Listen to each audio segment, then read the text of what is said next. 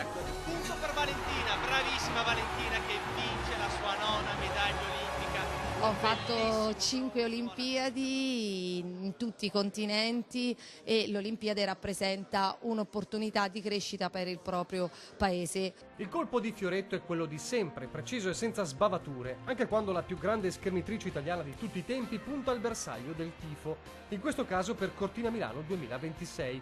Meno di un mese all'ispezione dei membri del CIO in Italia per l'ultimo sguardo tecnico prima della decisione di Losanna, quando si saprà se il duo del Nord l'avrà spuntata su Stoccolma.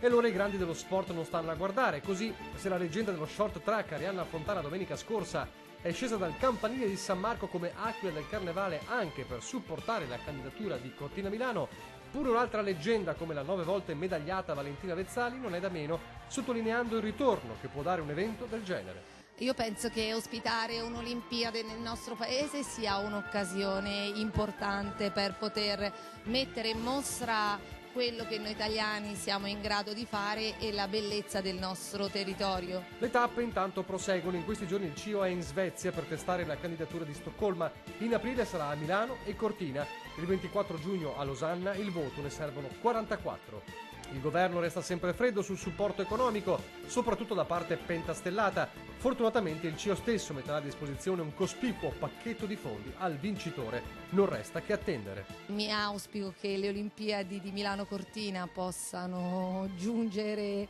a destinazione, incrociamo le dita e facciamo il tifo per la nostra Italia.